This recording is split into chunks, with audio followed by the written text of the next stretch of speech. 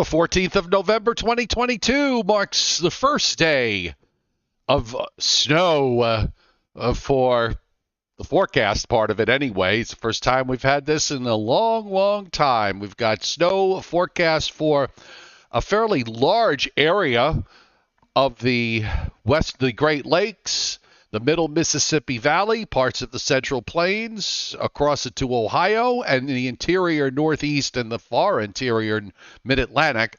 We will fill you in on all the details and much more tonight on the Joe and Joe Weather Show, brought to you by Omni True Value Hardware. Speaking of snow and ice, this is where you want to go to get all the stuff you need to get rid of it after it falls. 1226 North Wellwood Avenue in West Babylon, New York, and Southwest Suffolk County on Long Island.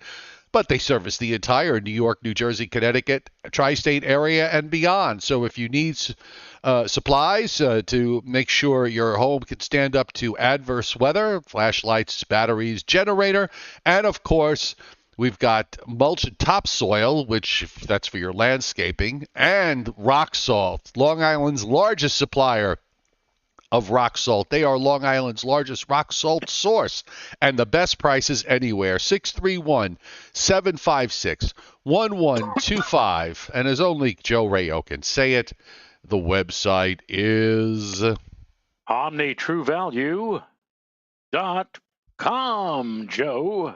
Hi there. Well, how are you? Good, thank you. On this Monday, you're looking Christmassy in your snow sweater. Well, I figured I'd get in the mood. Not much expected where I am as far as the white stuff is concerned, but considering that we're getting deeper into the fall season, I thought I'd put everybody in the mood, and here it is. Well, if there was a winter sweater advisory, you'd have it. Thank you. It's fabulous. And we have actually quite a few winter weather advisories up over a large geographic area tonight, which we're going to get into. Miss Fallerite on the chat board, Joe, she's already thrilled because NWS Kansas City forecasting 2 to 3 inches of the white stuff for where she is. And she says they're running 12 days above average for the first snow. So it's coming early for Kansas City. Temps there in the low 30s. At least that's what they're forecasting. But a lot of areas. I talked to Timothy Veltman earlier today, and he's one of our regulars on the chat board. And he was happy to say that he was going to be around tonight and going forward. But he describes this, at least for him, because he has some places in upstate New York still haven't seen, and in New England still haven't seen their first snowfall. They certainly haven't seen their first widespread snowfall. But he described this, Joe, as a reasonable first accumulating snow. And I think when you look at the amounts, which are not really excessive here, I mean, we're talking about anywhere from 1 to 4 inches. Maybe there'll be some spots that'll get a little bit more. But he described it as a reasonable snowfall. And I think that's probably a very good way to put it. I know that the National Weather Service is suggesting that a place not too far from where I am, Cold Spring, may pick up anywhere from 1/2 to 1 inch of snow. And I don't know. I think that's a bit on the excessive side. I'm thinking, Joe, that near and along the 84 corridor, there's going to be some sleet, ice, and maybe some wet snowflakes mixing in initially up until about midnight tomorrow night. But I really don't see very much in the way of snow, at least for the lower Hudson Valley. Now, that may be a different story in parts of Orange County, the places in Orange County north of 84 that are elevated up to, let's say, 1,000 feet. You may indeed pick up a significant snowfall, significant in the sense that you may pick up enough for you to broom or shovel. But for much of our viewing region, or for much of my neck of the woods, especially across Rockland and Westchester County, this looks like it's going to be 99.9% rain. It might be a cheap thrill at the very beginning tomorrow night, but if you're a snow lover and hoping you're going to wake up on Wednesday morning to snow-covered streets and sidewalks and even grass, I don't think so. I think it's going to be mostly, and as I said yesterday, my reasoning is that looking at the FOOS data, the tabular information for the North American model, it seems to me like the last 500 to 1,000 feet or whatever, the very lowest level of the atmosphere, the boundary level, is just going to be too warm. So maybe some wet snow or sleet may make it all the way down to the ground, but it's not going to do very much when it gets to the ground because it looks like it's just going to be a bit on the mild side for that kind of situation tomorrow night. Tonight, I think that we're going to see parts of the Hudson Valley, lower Hudson Valley, especially those rural valley sections, get all the way down to the lower 20s. And meanwhile, places even as close as the Sound Shore of lower Westchester will be in the lower 30s. But tomorrow night, I think temperatures will be a good 10 degrees milder. I think the coldest temperatures will be in the low 30s way up north and down near the coastline, upper 30s to near 40. And that's just going to be too warm to support any significant or even sticking snowfall. Yeah, I agree with you. This setup is actually not that different from the setup that we had 4 years ago, which, as you recall, clobbered the metro New York City area with a 3 to 6 inch snowfall, and that was where the cold air just sort of bled down at the last minute, at least the night before. And I think the primary difference is the timing of the precip arrival, because if it were excuse me, if the precipitation were coming in faster, say if it was coming in sometime late tomorrow morning or midday, we might be having a different conversation regarding snow further south. But that is not the case. Probably not going to see precip move from south to north. Places like parts of south central Pennsylvania, if you're, excuse me, west of I-81, for example, you'll have some cold air wedged in, and I think you may start out as snow there, certainly up in northern PA, northeast PA, move up into the Catskills, northern central New York, and then of course we said last night that the primary area of with this was probably going to be along and north of I-90 in upstate New York and into western Massachusetts, and I think that pretty much holds from nothing much really has changed today from that regard. Yeah, and a lot of the moisture, a lot of the precipitation probably will not enter the immediate tri-state area until sometime after 7 o'clock tomorrow evening. Now, I'm not ruling out the possibility, Joe, that in a few places, especially in and around the immediate New York City area, there might be a few spotty light showers or even some showers mixed with a few pellets of ice or sleet getting in, let's say, by 5 or 6 o'clock tomorrow evening. But the lion's share of what's going to arrive will probably hold off until after 7 o'clock. And as I said, once we get into the late night hours tomorrow night, all of this is going to be pretty much just plain old rain. And again, when you wake up early on Wednesday morning, you'll be waking up not to a winter wonderland, but to an area of wetness. I could see a half to maybe an inch of liquid over the lower Hudson Valley or parts of the immediate tri-state area. And I think most of that is going to be pretty well done by the time we get to about 9, 10, 11 o'clock on Wednesday. And after that, things are moving so quickly. The low pressure system that is going to be bringing this to us is going to be probably sailing away Wednesday afternoon past Cape Cod and the islands, and probably will open the door with a northerly or northeasterly airflow for some drier air to filter in. So we should finish out Wednesday with some sunshine. And after that, late Wednesday, Thursday, Friday, Saturday, Sunday, even next Monday, looks dry, fair. It will be cold, though. Don't expect this upcoming weekend to have anything close to what we saw, let's say, on Saturday when we were near 70 in many spots. I think, in fact, this Saturday, we may have trouble getting temperatures to go much above 40. We have a reinforcing shot of Canadian air sweeping across the region by the end of the week.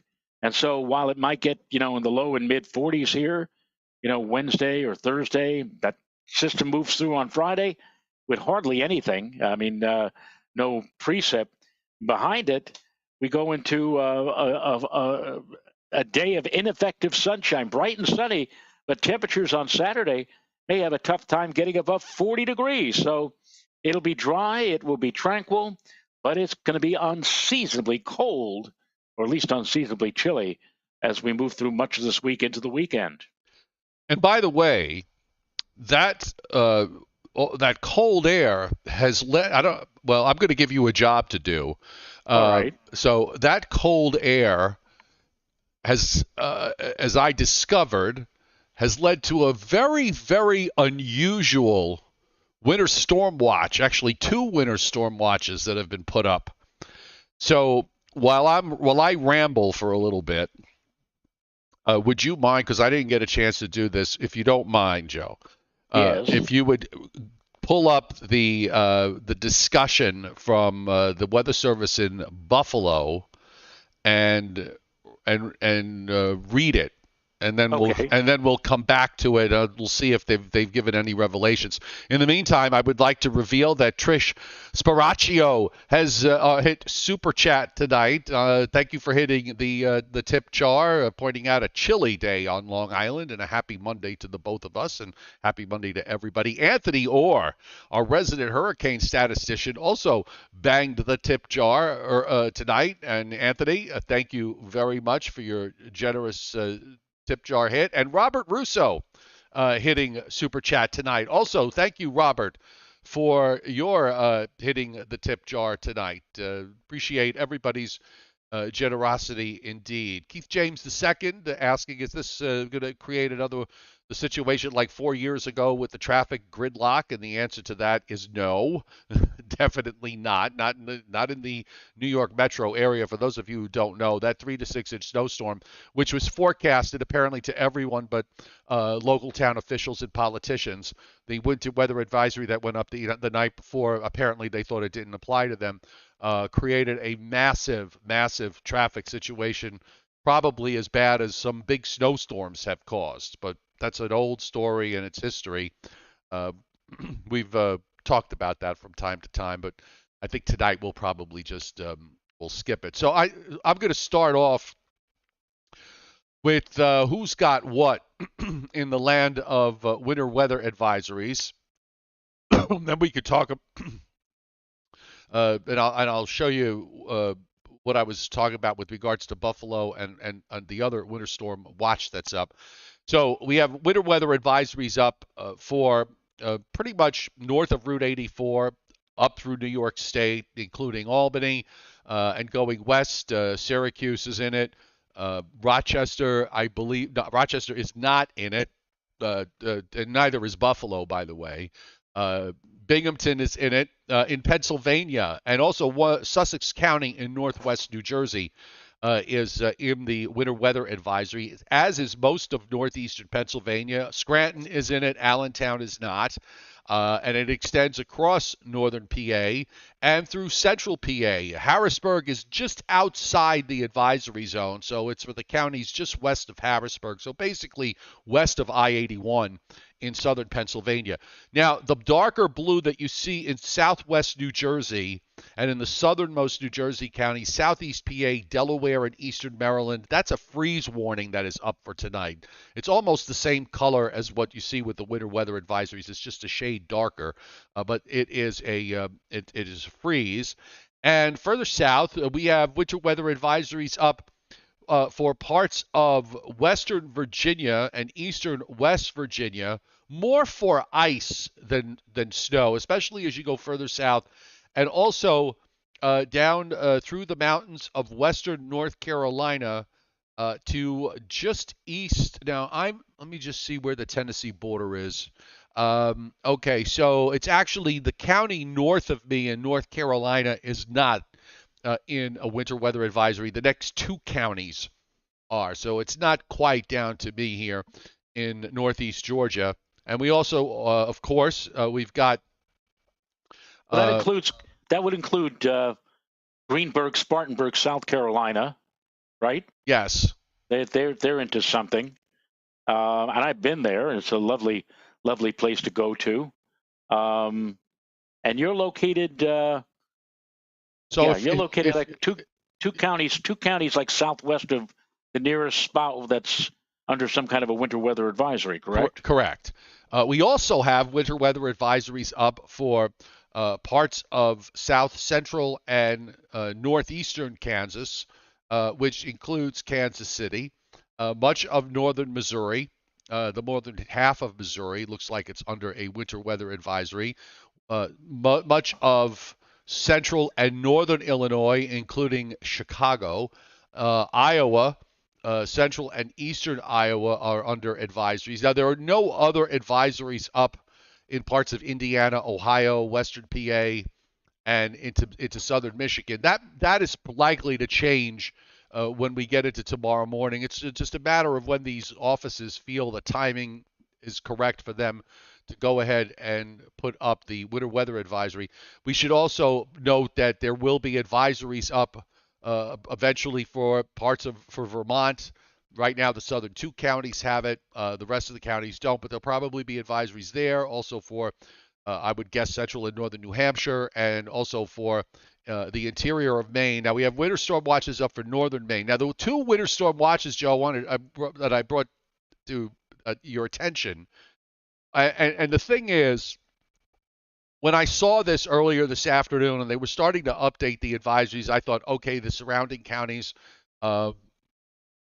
didn't put up advisories, but I thought the watches were kind of strange. And then I checked it, and it's not often that you see, of course, here we go. It's not often that you see this. In fact, I can't recall, but they have put up a winter storm watch from Thursday. Now, this is Monday, okay? Right. They have already put up a winter storm watch for Thursday evening through Sunday evening for the counties surrounding Buffalo, and also for north central New York. They have put up a winter storm watch there Thursday evening through Sunday evening, and that includes the infamous city of Watertown, which is one of the snow capitals of New York State and probably the eastern part of the United States. Did they say anything in their discussion regarding this? Because I'm thinking they looked at what the guidance was showing, and they decided that it must have been strong enough for them to go this early, and they're talking about 1 to 2 feet in those lake effect areas. But I'm just wondering whether they said anything in particular that stands out. Well, they certainly did, Joe. They have they usually, when they put out a technical discussion, an area forecast discussion, it's usually short term, midterm, long term. Now here, long term for Thursday night through next Monday, and they headline this with impactful lake effect snowstorm possible this period. And they write, no change in available model output and overall 850 and 500 millibar pattern for late this week into the weekend. There remains a high confidence that a prolonged southwest flow lake effect event will take place during this period. Now, we mentioned quite frequently over the years, over the time that we've been doing the Joe and Joe show, that the flow that you want, if you want it, in Buffalo for a snowstorm, has to come with the winds coming off of the lake from the southwest. And they're saying that this is going to be a prolonged, which means it's going to be more than just a few hours, a prolonged southwest flow, a deep long wave trough featuring a vertically stacked low in the vicinity of Hudson Bay will keep a flow of seasonably cold air in place over the lower Great Lakes through the weekend too. And now what I've been reading to you up to this point, all in small caps, in terms of the topography of the discussion. But when we get to this, lower Great Lakes through the through the weekend too, and then in uppercase letters, capital letters, guarantee a lake response. The formula, and they put formula in quote unquote figures, for significant lake snow will then come down to whether there is ample synoptic moisture to work with, and of course the direction of the 850 millibar steering flow consensus of both ensemble, or as Joe likes to call them, ensembles, and deterministic guidance packages are in fairly strong agreement of a southwest flow. But the placement of accumulating snow bands will still have to be further defined as the event nears. Continues to look like Buffalo and Watertown metro areas and their northern suburbs, at least for a time, are favored. Now, what's interesting now is that they are going back. They're doing analog forecasting. We talk about analog forecasting. You look at a pattern and you say, "Boy, that looks very similar to some significant storm that occurred or some significant weather event." And in this case, they say this upcoming event does have historical precedence, with analogs comparing to November 2000, when many became stranded in their vehicles, or the twin storms that made Snowvember infamous, with over 5 feet of snow. While at this point it is impossible to say, can you imagine if you were a native of Buffalo and you've lived there for many, many, many years, and all of a sudden you're hearing talk from the National Weather Service that this could be something similar to the Snowvember event of late November 2000, with the potential of up to 5 feet of snow. At this point, they say it is impossible to suggest the same for this upcoming event, but it is something to keep in mind. And speaking of correlations, local studies from the Buffalo National Weather Service Forecast Office show some stark similarities in the synoptic pattern for these larger events. The largest events have near stationary plumes of snow, but it's still way too early to get that detail. Still, if I'm reading this and I live in Buffalo, the very thought of having, let's say, a snow band sitting over my house for 2, 3, 4 days and not moving and dumping hour after hour after hour of 2 to 3 or 3 to 5 inch snowfall, that's a frightening suggestion. But they have come down to making that suggestion in the area in and around Buffalo, and also in and around Watertown, which is why they have put up rather early, but it's up now, a potential impactful lake effect snow event from late Thursday, that's still 3 days down the road, through next Monday for those small regions of western and northwestern New York State. Wow. Yeah, I can't recall now. I guess since we've done the show and before that, over the last 4 or 5 years, I don't recall them ever putting up a watch 3.5 days before the onset. So if that's what they're doing, obviously, and that says to me that uh, their confidence in this is got to be pretty high. You just don't throw a winter storm watch up that far in advance unless you're really sure. And they certainly outlined that in their discussion. Now, I brought up the GFS here just to show you what they were talking about with respect to the upper air, and this is early Wednesday morning. And if you notice, there's an upper low that is sitting in northwestern Iowa. I'll just mark it off so that everybody can see what I'm talking about. There's an upper low here in northwestern Iowa. You see the deep trough in the down up and down the Mississippi Valley. Our storm system is just kind of a kink in here that is moving on out to the northeast.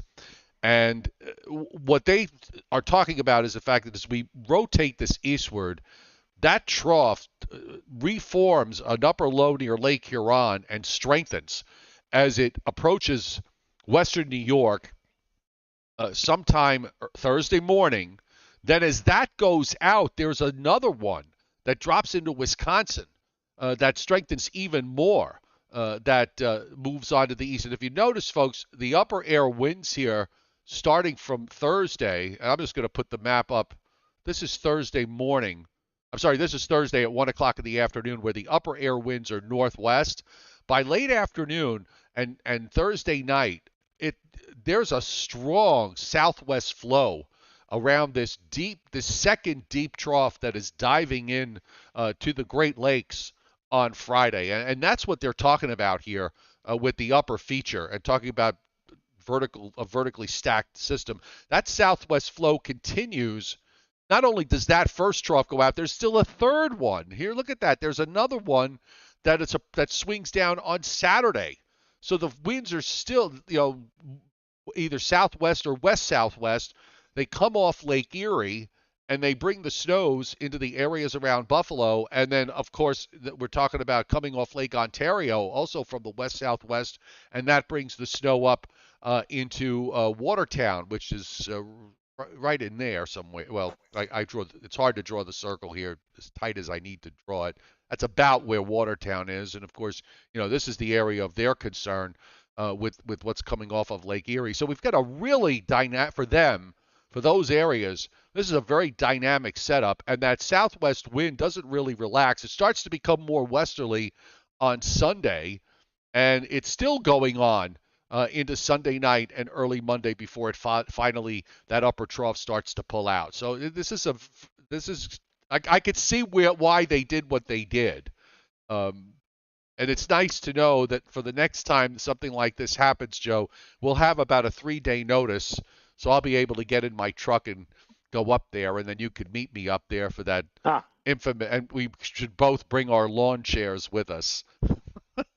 Well, we've often said that we would love at least once in our life to actually see lake effect. I know you have experienced snow squalls here in the New York metropolitan area. We are amazed at how much snow falls and at such intensity, but only over a span of 5, 10, 15 minutes. Right. But imagine seeing that hour after hour after, and after it's all over, I don't know how we're going to get out and come back home after experiencing this.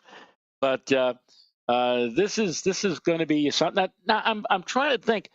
Didn't Buffalo have a crippling, paralyzing lake effect snowstorm maybe 4 or 5 years ago? I remember Governor Cuomo had sent out the armed forces, the National Guard to dig out. And I think the Jets had a game that was scheduled in Buffalo, and they weren't able to play it, and they had to move it to someplace.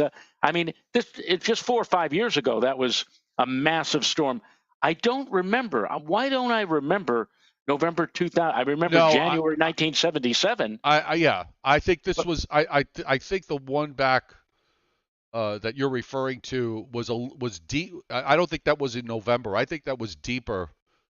That was more like December, maybe even early January. I don't think it was a November snow event up there when it occurred.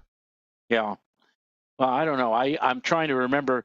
November 2000, I was still in mourning over the fact that the Yankees beat the Mets in the World Series. You would think that after that World Series, I would remember weather-wise a major weather event like what they're talking about here in Buffalo, but November the 20th.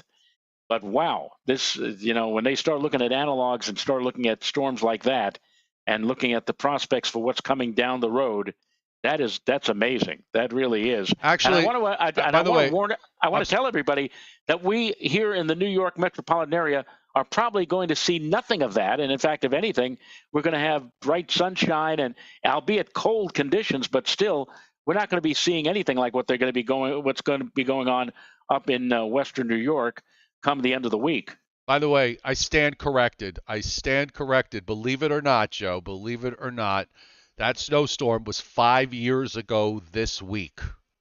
Wow. November 18th, 20. Actually, they got a date here. It's really weird. It's 5 days. Why are they? Oh, hold on. No, hang on. Let me get this straight. So this was an article that was written on November 18th, 2019. So it was actually in 2014 that this occurred. Okay. So that's how far back. So it was actually 8 years ago. Oh my God, wow. We're getting old. Time just goes by so quickly. Let me just acknowledge 2 more tip jar hits here. Leon Probitsky hitting super chat tonight. Thank you much, Leon. And Anthony Sparaccio hit super chat, the super chat tip jar. Thank you, Anthony, saying a big hello to both of us. And again, we appreciate everybody's generosity tonight when hitting the tip jar. So let's look at what exactly we're talking about here with respect to this current system, which is completely separate from we were just talking about with Buffalo. That's a whole separate situation. So snowfall forecasts, and again, as described earlier, I think it's fair to say that this is considered a reasonable snow forecast. And I'm starting out with some map. The map here is uh, centered. Let me just get it a little less wide, and you'll see that we've got snows in Kansas, in Oklahoma. There's a big hole around Tulsa for some reason. But generally, the numbers here are all 1 and 2 inches. You start to get to some 3 inch amounts in northeastern Missouri and across central Illinois. Chicago's forecast to get 3 inches. Also, some probably with some lake effect going on in northwestern Indiana, where they've got a little band there of 4 to 7. Grand Rapids, excuse me, Grand Rapids in Michigan 6, Lansing 5, Detroit only an inch.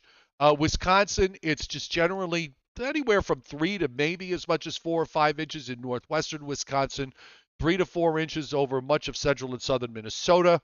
And then as we move on into the northeast, and down into the interior northern mid-Atlantic, 1 to 2 inch amounts in northwestern Virginia, and also in eastern West Virginia.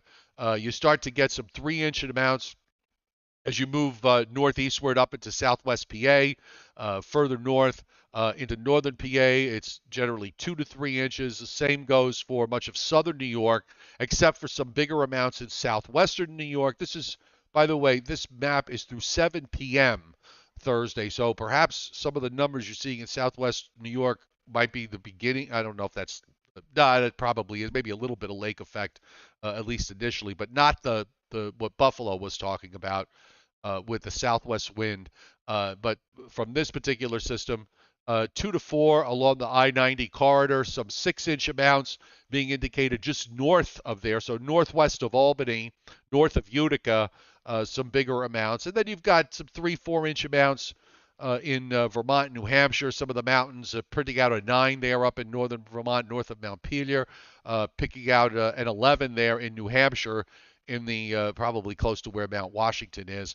And then you see the amounts where they have the winter storm watches up in northern Maine. They're looking at 7, 8, 9 inch prints there. Further south in Massachusetts, a coating to an inch, except for the western part of the state, a coating to an inch maybe in northern Connecticut, a coating to an inch north of 84, northwest New Jersey, and into extreme northeastern Pennsylvania. And of course, right along the immediate coast, it's all rain, so there's no issue there. And as far as ice is concerned, let me just bring up the ice map. We haven't done this in like 8 months. My God.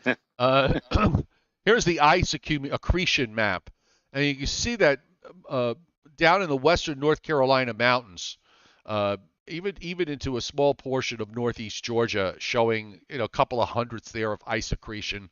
But that's got to be, I would say, probably above. I hope it's above where I am, which is at 2,000, a little over 2,200 feet. By the way, Joe, I didn't know this until yesterday afternoon after we did the show. I took a drive uh, to go, took the dog out for a nice 5 mile walk. And so on the way, when I leave, I can see all the mountains around me, including Brasstown Bald. I have to tell, which is Georgia's highest peak. The tops of those mountains, probably, above, I would guess, I would say above 3,500 feet, were covered in ice from the night before. Low clouds and fog with temperatures that dropped down into the 20s, and it was really very, very pretty with the sun against it.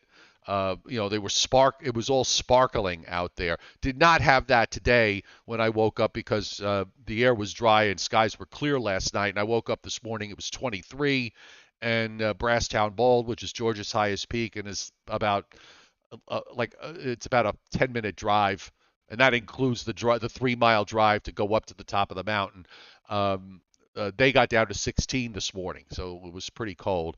But you can see the ice accretions are mostly a few hundredths to maybe as much as a tenth of an inch in some of the mountain areas up through Pennsylvania, northern New York, I'm sorry, northern PA, southern New York, and in and around the Catskills. So something to pay attention to. And also a small patch there in western and central Massachusetts and in northwest Connecticut where some ice accretion is being indicated. So again, I think this is just a reasonable snowfall. I don't know that there's much of any upside here. There'll probably be a small jackpot zone somewhere, but for the most part, I think this should be contained. I don't think there's any danger of somebody waking up and finding a foot of snow on the ground. At least from what I'm seeing right now. Well, locally, Joe, the thing that I've always wondered is the folks over at the National Weather Service over in Upton, the forecast office.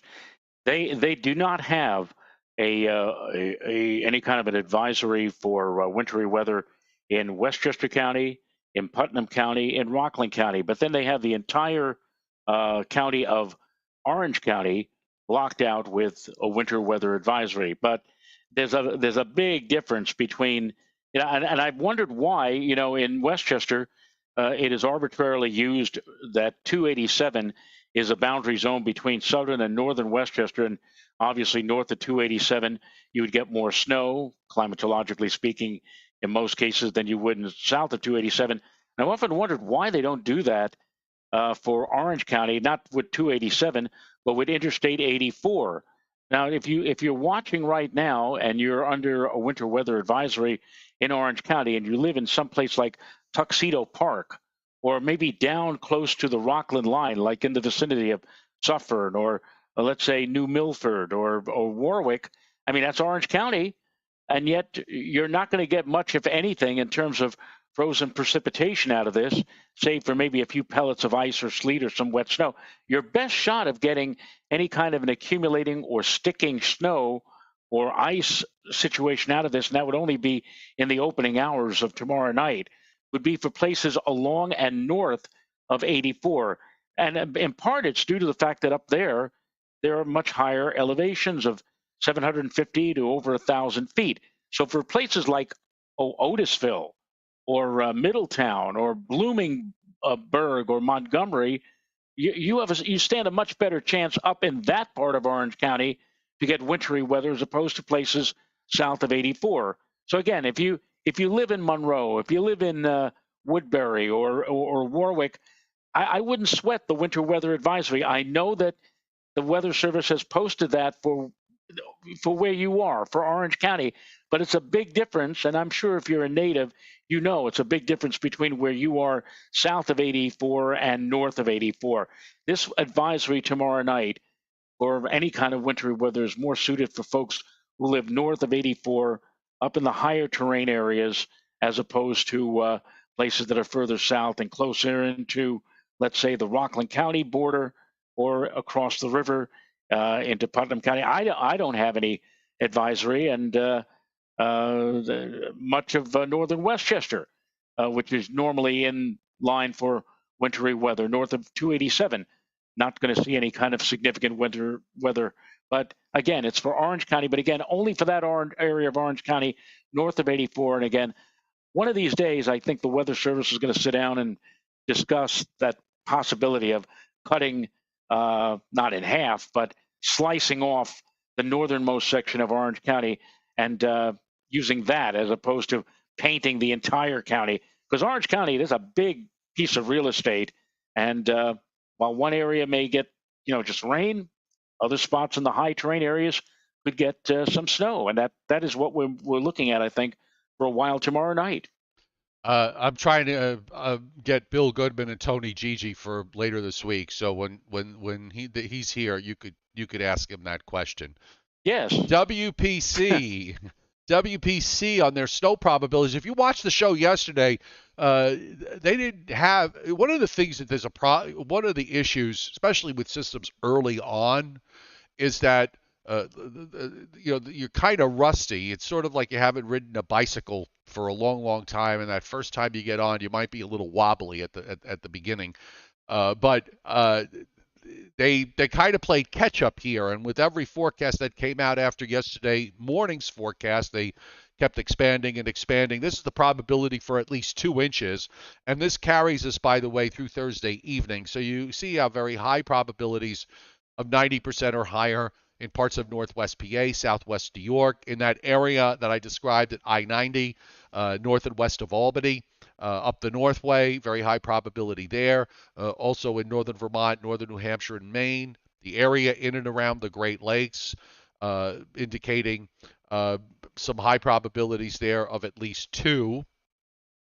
And you see the 50% is probably the lighter blue, not the dark blue, but the next level up of blue, or is where we get the 50% line, and that kind of cuts.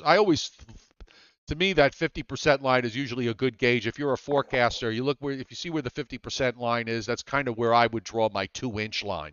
And that's where, in northeast, extreme northeast PA, up through the Catskills and further north, the probability of 4 is there's not a lot, but again, southwest New York, northwest PA, that area north and west of Albany, northern Vermont, northern New Hampshire, and northern Maine, and a few areas in and around the Great Lakes, which is some of this is the stuff that's moving up now, and some of this will probably be some lake effect.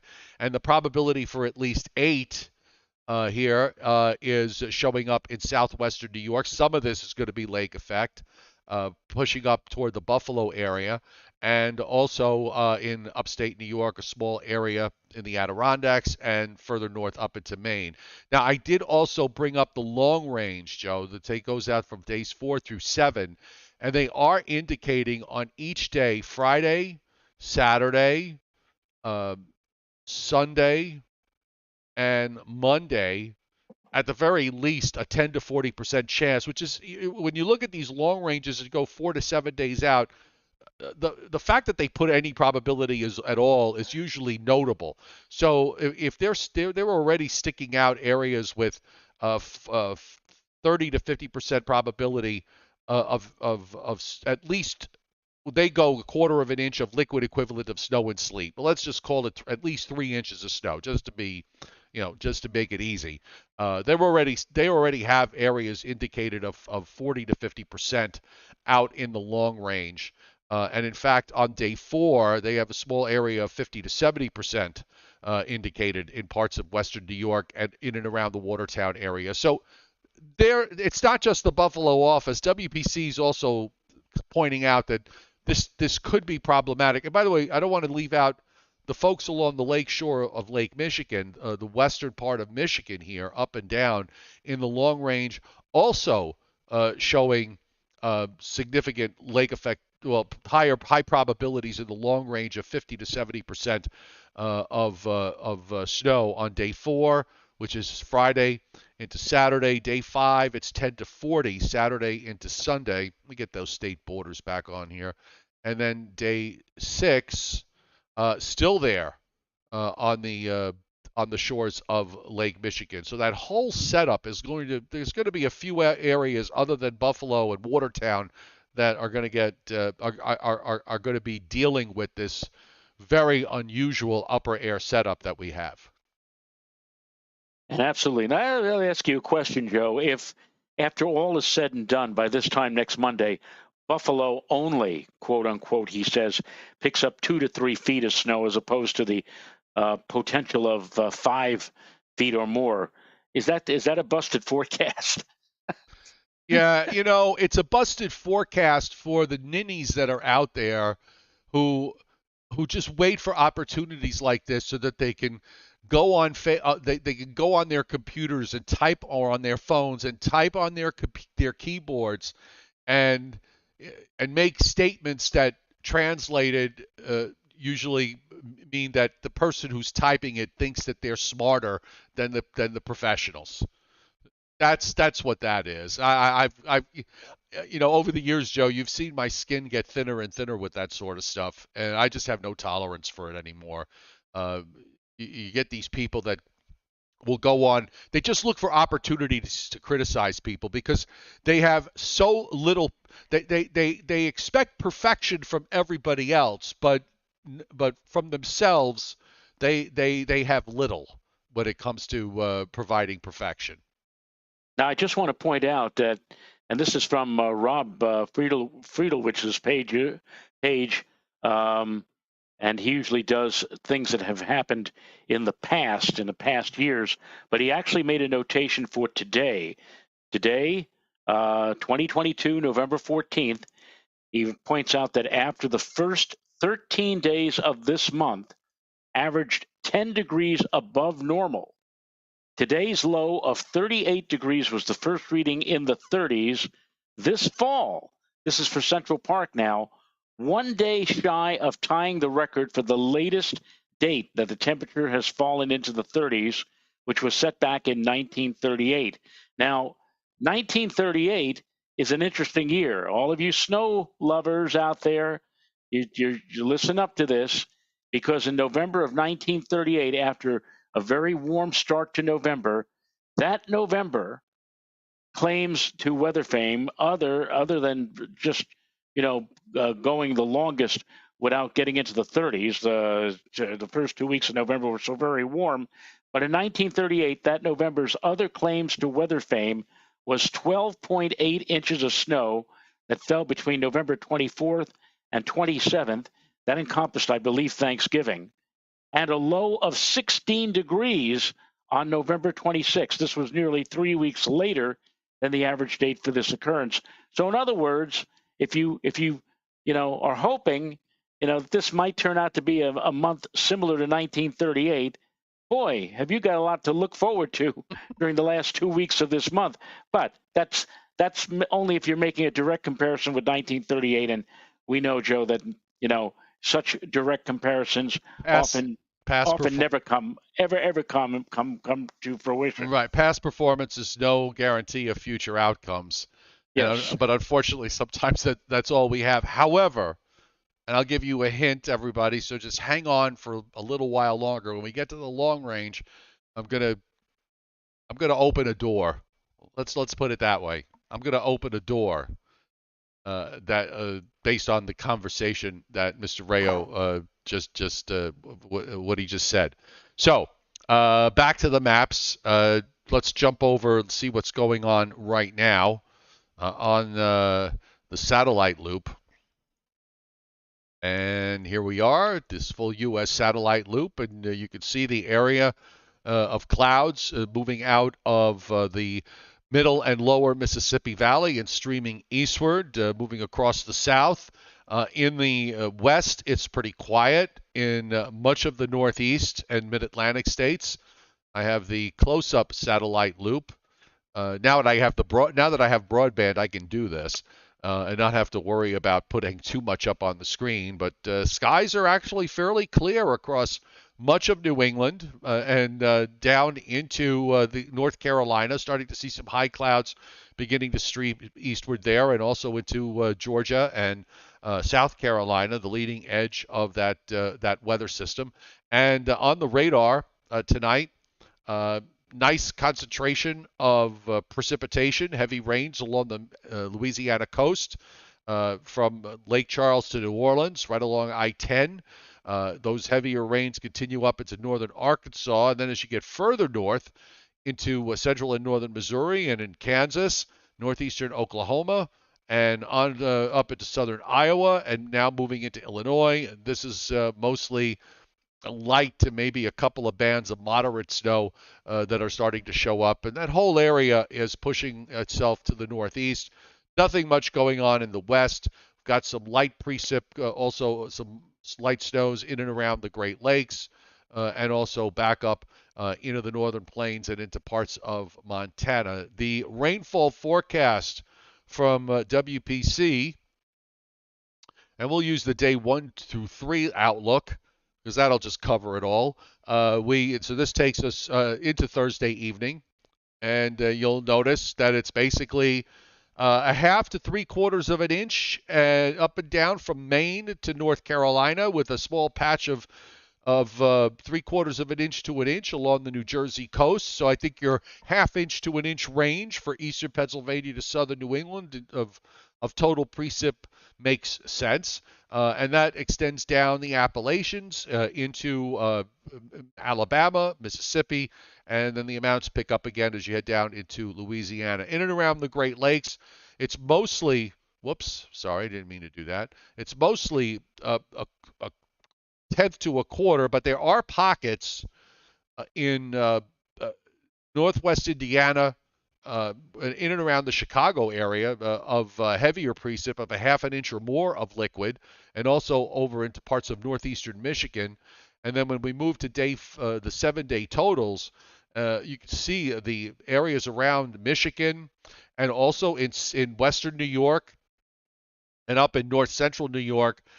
Joe, they've got a little stripe there. It's hard. Let me zoom in. Let me get a little closer here. Look at that. Look at in southwest New York from about Buffalo down to Erie, Joe. That's 2.5 to 3 inches of liquid that they're showing in that zone. That's a lot. Wow, that's a lot. 10 to 1, that's what, 25 to 30 Yeah, inches. yeah. Maybe it might even be a little bit more than 10 to 1. Maybe it'll be more like 12 to 1. 12 to 1. Sure, why not? Let's go whole hog. Okay. So a couple of things I want to just get into on the long range. And by the way, the signature here is, and I mentioned this is the upper air for Thursday. And our flow is coming straight out of the northern Canada Arctic region and dropping into the eastern part of the United States. And you see the troughs that are all in play here as they drop into that flow. And that trough has a tough time pulling out because you've got another deep system, relatively deep system on the south shore of Greenland and out to Iceland that's kind of holding this whole trough in place. And we've got this, more importantly, we have this big, very, very strong upper high in the Northeast Pacific. This is that negative EPO, East Pacific Oscillation. When we look at the teleconnections, when we talk about blocking and all the rest of it, this is the one that I have said over and over again to me is far more important than all of the others. Because if you've got that negative East Pacific Oscillation, especially if you have someone this strong, it means that cold air spreads out over a very, very large portion of North America. We saw last week that the CPC folks had virtually the whole country at below normal temperatures. Well, this is what the upper air looks like in a setup like that. And we've got this negative EPO that's going to hang around for a little while. So on that note, I want to show you the NAO, the North Atlantic Oscillation, Joe. This is something I think we're going to need to pay attention to. Take a look at this. But so here we are at November 15th. We're actually slightly negative.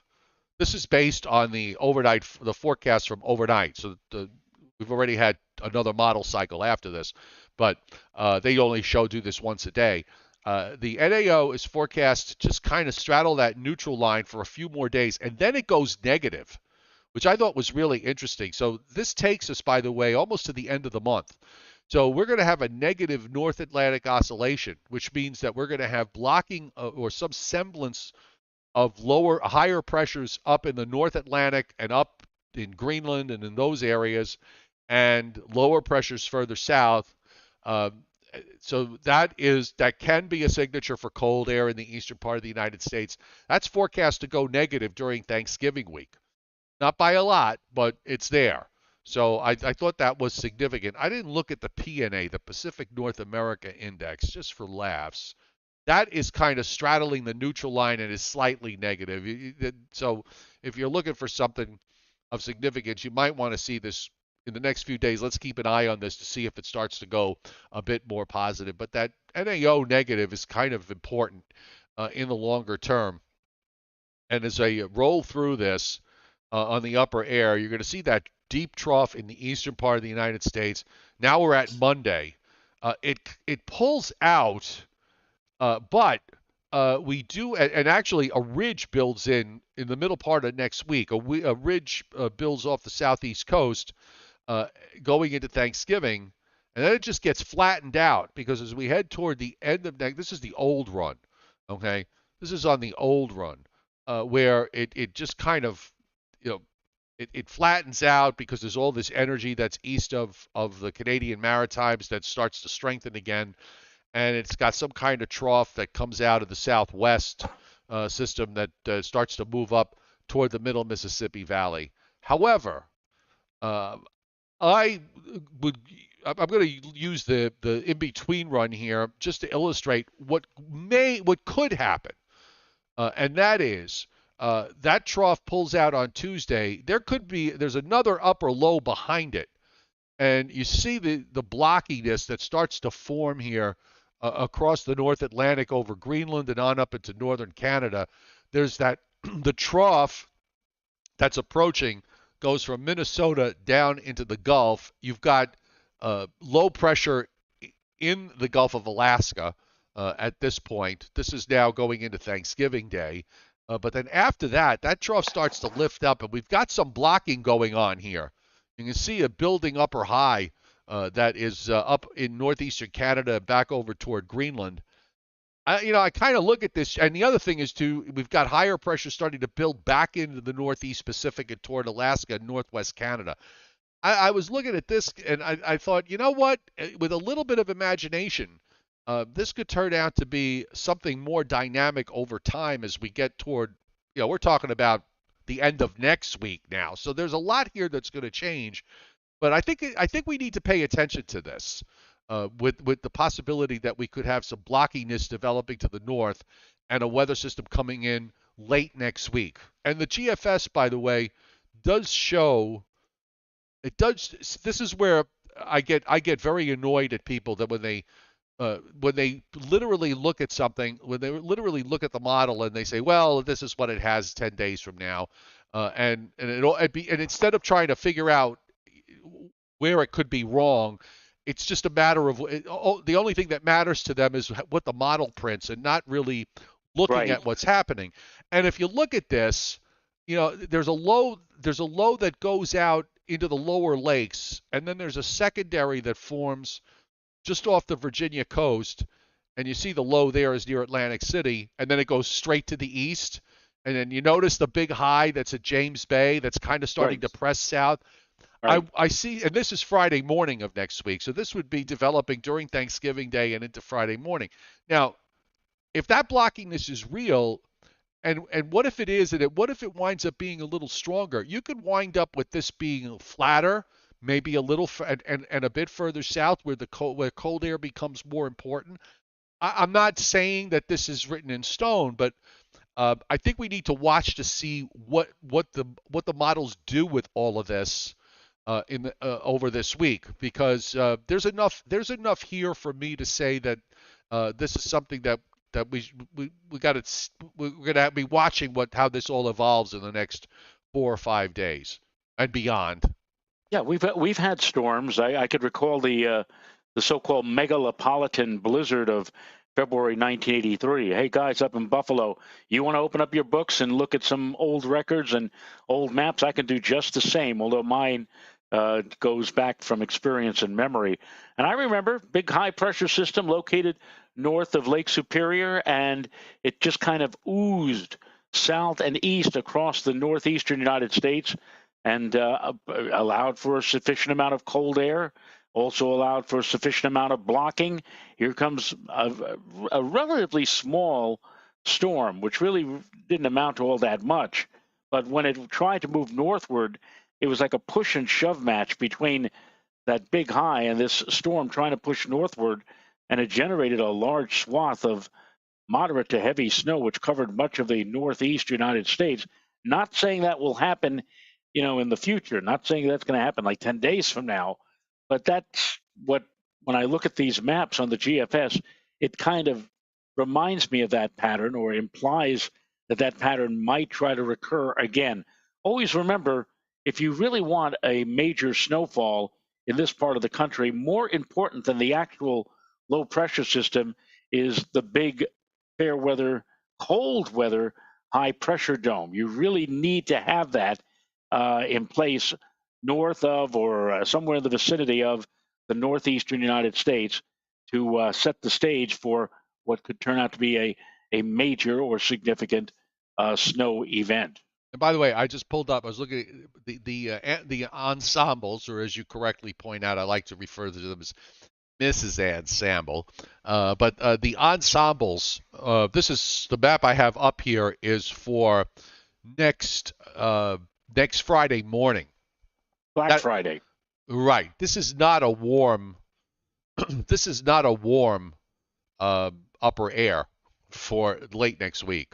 Yeah. Okay. So there are hints here, and again, we could be coming over the next couple of days. We could look at it, and it may wind up being different. But just we're gonna watch this and see how it plays out. But there's enough here that my eyebrows are. You could if you look very closely tonight when my eyebrows are raised, or at least one eyebrow is raised. Yes. Okay. And Miss Ballerite on the chat board saying, arguing rain and snow Thanksgiving Day weekend over the east. Good luck flying out. And I got to tell you, Joe, last Thanksgiving, and all of my life, I had heard about being at the airport, either coming in for Thanksgiving or going out at the end of the Thanksgiving weekend. Bernard and I were going out on the Thanksgiving weekend last year on Sunday, getting ready for our trip down to Antarctica. It ain't no fun. I saw it with my own two eyes. We were at JFK. It ain't no fun on Thanksgiving weekend being there, even when the weather is on your side. And I'd hate to think what might happen if we had any kind of a major or even a minor weather disturbance hitting during that Thanksgiving weekend. So let's hope it doesn't happen, Miss Ballerite, but we'll be seeing and watching carefully in the days to come here on the Joe and Joe Show. So as far as this system goes for tomorrow, I'm just running the NAM model. It's as good as any of the other ones that are up there tonight. They're not all, there's not much difference in them. But you can see here for tomorrow where the rain is, and this is the 18Z NAM. You can see the growing area of darker blue snow in Pennsylvania, in upstate New York, the rains along the coast. And then by Wednesday morning, the low is southeast of Montauk by a small distance, and the most of the rain from New York City south and west is over with. The snow lasts a little longer in upstate New York into early afternoon, and then up in northern New England, and then the low pulls away, and then you start to see, if you just look at the isobars, they go west and then they go southwest, and the NAM is also starting to pick up some action in and around the Great Lakes. The last map on the NAM is 1 a.m. Friday morning. So it's going to be an interesting second half of the week when we get to this potential lake effect event. And of course, we'll see where the long range takes us going forward. And in the meantime, I'm going to come back on the screen. I have my Giants sweatshirt on because they won yesterday. So that was amazing. That was a good thing. It's amazing. Who would have thought that both the Giants and the Jets have such great records, and people might actually begin to start thinking about postseason with both the team. Not to say that they're going to go so far as to get to the Super Bowl, but I mean, what a turnaround from recent years. By the way, Miss Ballerite pointing out that as long as it's nice weather for the Macy's Thanksgiving parade, the only time that parade the weather was such that they could not fly the balloons, and it's only happened once, was in November of 1971, where they had a combination of heavy rain, some mixture of wet snow or sleet mixing in, and strong winds gusting to 30, 40, even 50 miles an hour. And incidentally, there's going to be a new balloon in the Macy's parade this year, Stryker, the U.S. soccer star, a new balloon that's highlighting the iconic event this year. Stryker, the U.S. soccer star, effortlessly will be executing an iconic bicycle kick in celebration of the FIFA World Cup, and that'll be on Fox Sports later this month. So if you're into soccer, one of your icons or mascots will be in this year's Macy's Thanksgiving Day Parade. Hopefully, no bad weather, and hopefully he will be able to float down Fifth. No, it's not down Fifth Avenue. It's Herald Square, Broadway. Broadway, and the West Side for this year's parade. Joe Weather on the chat board said to bring up the Arctic Oscillation, the AO, and when the AO, hey. The AO kind of behaves in the same fashion as the North Atlantic Oscillation, except that now we're looking at the Arctic region. When there's higher than normal pressures up in the Arctic region, the NAO goes the AO, the Arctic Oscillation goes negative, and that means cold air gets displaced southward, and we are going negative right now on the Arctic Oscillation, and it gets more negative as we get toward the end of the month. So that's another clue here that says keep an eye on things. I hate to use cliched phrases, but right now my brain is fried. I can't really think of anything else to say from that respect. So on that note, do you want to hold off on Briller Jeopardy until tomorrow night? No, we could do it. Unless you want. No, I said when I heard you said my brain is fried, I figured okay, we can hold off until tomorrow.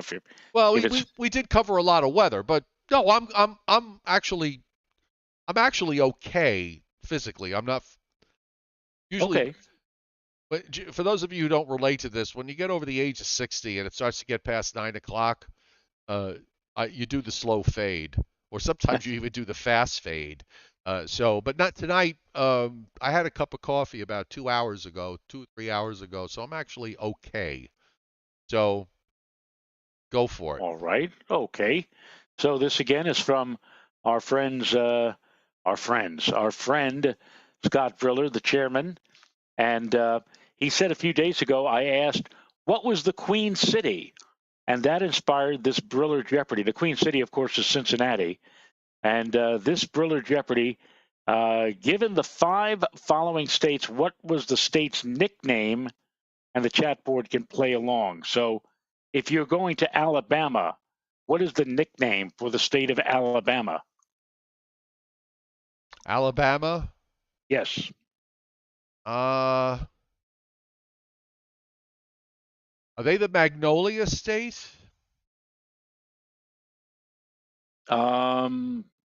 Well, from what Scott has provided to me here, and there's actually two nicknames for Alabama. Neither one indicate Magnolia. Okay.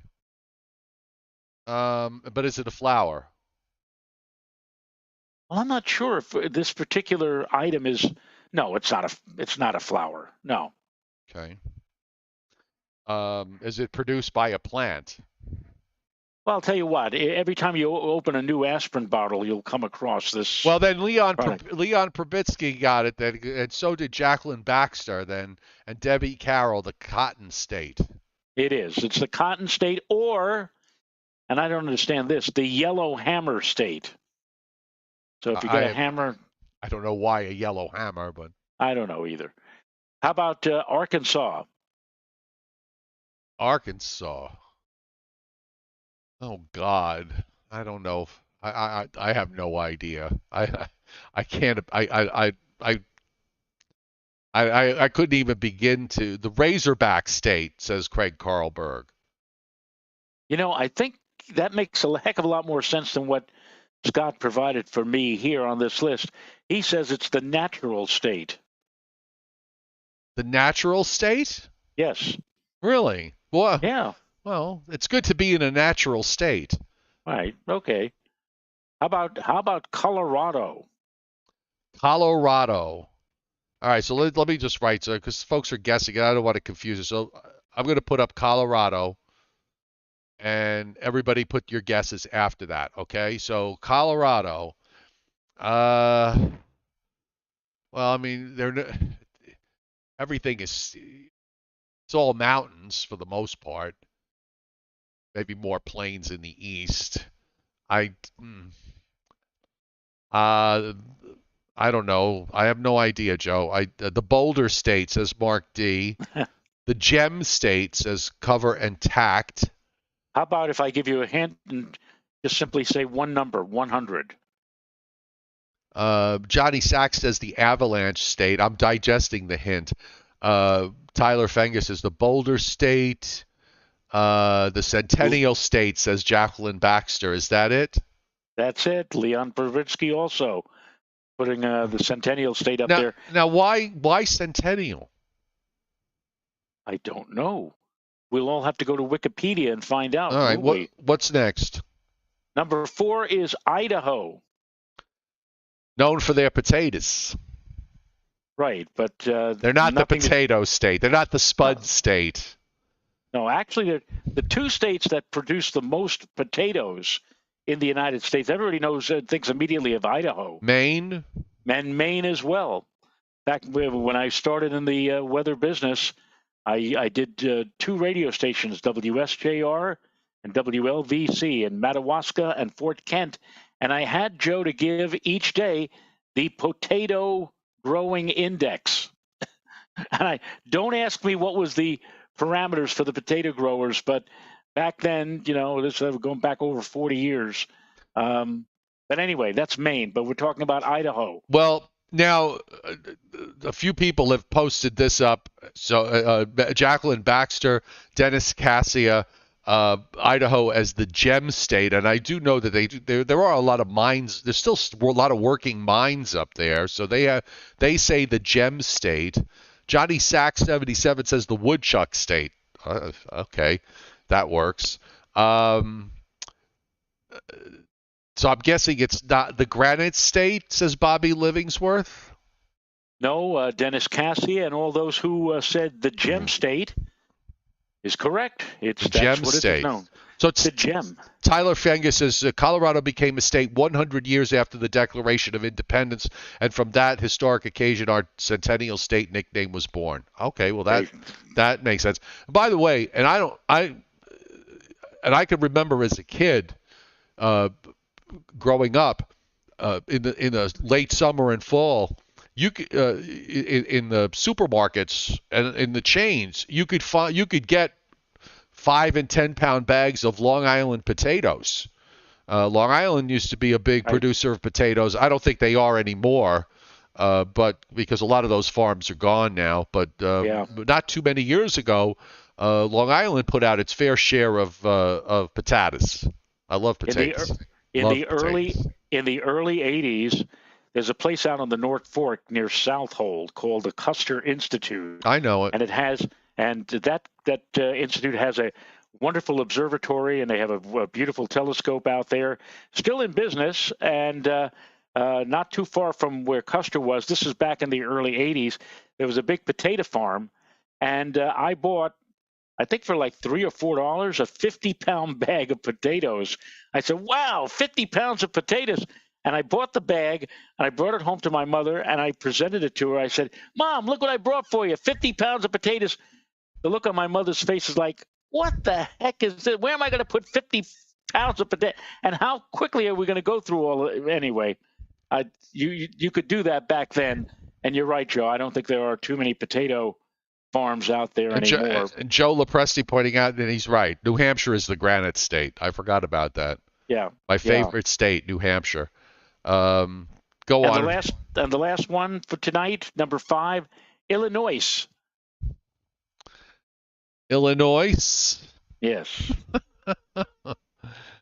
Well, considering the government corruption of Chicago, which is so well known, but I don't think that they're known as the corrupt state, so that wouldn't be it.